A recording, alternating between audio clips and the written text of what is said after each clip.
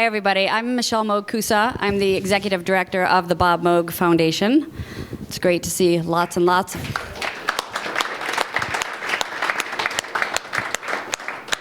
humbled and honored, I always like to say. It's great to see so many friendly faces here. We realize you could be doing a lot of other things, and we're glad you're here to share this with us. The mission of the Moog Foundation is to educate and inspire people through electronic music. And for those of you who've been following us, you may know that we've got three main projects. The biggest one is creating a Moog Museum or Moogseum in Asheville, North Carolina. It's years in our future, but it is, we're working on it steadily. Another one of our programs is bringing electronic music into the schools to teach kids the science behind the sounds of electronic music and get them engaged through the musical interface. The third project is preserving and protecting Bob's extensive archives. It's an effort to celebrate the whole evolution of synthesis, with perhaps Bob at our center, but acknowledging the people and technology that came before him and that will come after him. And this leads us to tonight with Amin Bhatia's Bolero Electronica that traces this very evolution, as you'll see, and we talk a little bit more, from a theremin right through to some of the modern day software. It's my pleasure to introduce to you tonight Amin Bhatia, who is a neo-symphonic synthesist, who very early in his career won the Roland International Synthesizer Prize, was very soon thereafter on the cover of Keyboard magazine with Steve Porcaro. He came out with Virtuality quite a bit after that, and he is now scoring the TV series Flashpoint, among other things. So join me in welcoming Amin Bhatia. Thank you. Hello. I also want to say this is the first audience we've had. We've played this mini documentary at some lectures and stuff that I've done, and like you're the first audience that like got all the jokes. This is so great. This is like a Galaxy Quest moment for me, just surrounded by, we're all in the same room. No one else will talk to any of us. It's just so great to have everybody here. So thank you. And I'm seeing friends and people who've worked on the project, as well as many people that I admire and all in the room. And this is just so great. So thanks all for being here, both on behalf of us and also on behalf of Dianna. So, is this where you asked me those questions that I wrote out for you to ask? Yes, I'm going to grill you now. Yeah, oh, great, yeah. So I know you touched on this a little bit during the podcast, the video cast, but tell us a little bit about what your original motivations were to even take this on. That's not the question. That's good. And it's funny. There are many people here who are around the same age as I am, in our mid-40s, and I think many of us started with a Minimoog and a 4-track recorder, or some monophonic synthesizer and a small multi-track. And with those limitations, you kind of had to build things in layers. I'm not the first person to say that in this day and age, it's all become too easy, where people are dragging and dropping things and going, hey, I can make music. And yeah, well, okay, yeah, kind of, but it's actually more fun if you really, get your hands dirty. And so I've had this opportunity from my experiences to kind of see the evolution of synthesizers. And in wanting to do a follow-up to the Interstellar Suite album, which I did, which was all analog synthesizers, I wanted it to be a large piece, and I wanted it to be something that could also kind of show the chronology of where we've been to. And so that's where what this is here is this is the timeline of all the different instruments that are used. There's like 20 stanzas, which are all the pieces by Ravel. I stayed true to the original orchestration that Ravel did, so it was flute, oboe, clarinet, then combinations and stuff, but sought for the right synthesizer to kind of blend that. And then this is just a quick glance of the liner notes from the album. Remember liner notes? We did liner notes. And I got the great Mark Vail to actually give me all the research and detail on all of the synthesizers that I did. So this is Mark Vail's scripture. And so that's all incorporated in the album as well. So what I'm hoping, and I'm very gratified to learn from people that have started getting into this, is, yeah, it should be a piece of music, but also at the same time, it kind of gives people a bit of a history in a hopefully innovative way.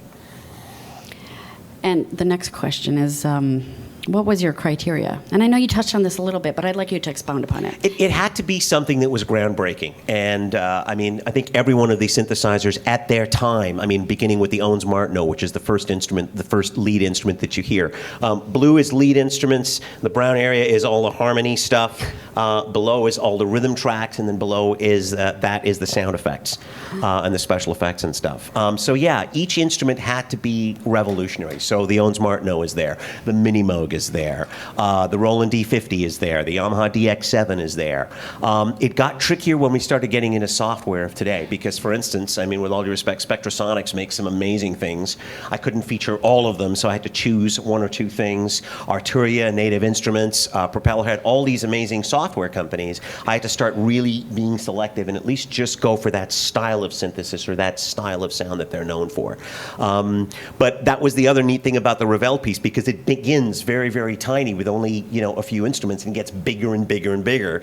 And so by the end, we have this wall of sound, you know, that allows almost every manufacturer to get heard. That was part of the challenge.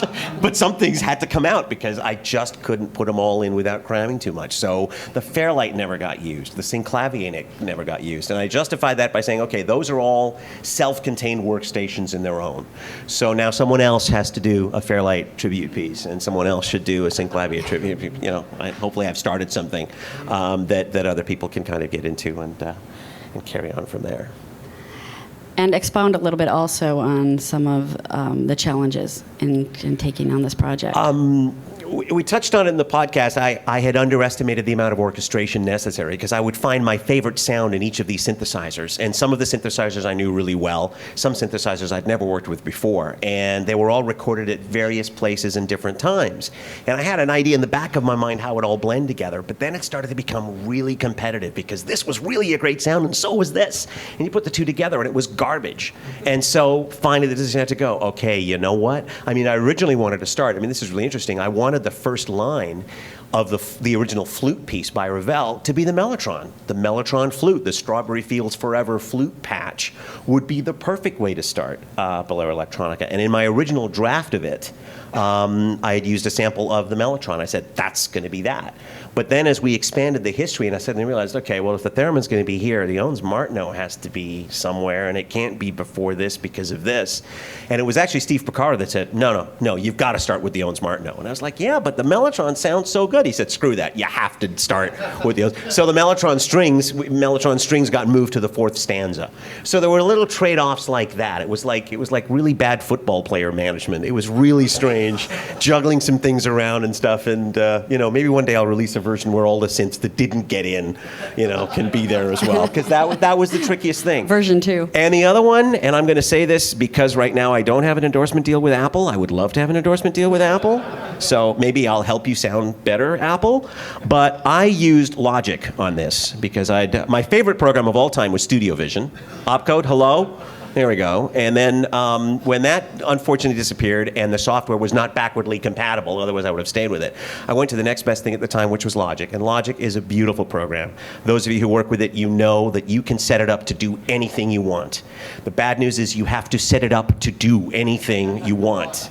And when I started on this piece, and I was doing this in between my film projects, so I was working on a TV series or working on an IMAX film, and I would stop this project and put it away for a while and then come back. And Logic was going from version 5 to version 6 to version 7 to version 8. Automation issues, anybody? Objects suddenly not playing when they're supposed to, anybody? And Logic, unfortunately, became the biggest pain in this project. So at the end, we got it right, and Logic now works really well, thank you, Apple. But you know, now maybe they'll give me an endorsement deal so that I don't spread malicious things about them. Sorry, and thanks for being at the convention, Apple. Anyway, onward. I'm now in enough trouble. So we talked about the challenges. How about what was the most fun for you? I think, and this is so cool because everybody in the room knows this, to be able to play a vintage synthesizer. Like I'd never played an Art Pro soloist before. I didn't have a chance to own one, so there I was using it for a solo line at the Cantos Foundation, which was great. Byron Wong, whom you saw in the video, Byron is here. Byron is an ultimate amazing producer, composer, artist extraordinaire. Byron manages and produces about, I think, 300 of the 400 acts that we have in Canada. And so half of the stuff was done at the Cantos Foundation installation, and the other stuff was all from gear that I borrowed from Byron's warehouse. So it was a combination of different things. But what I tried really hard to do was to work with each one at a time, and to really get to know the personality of the instrument, and then find a place for it in the whole timeline.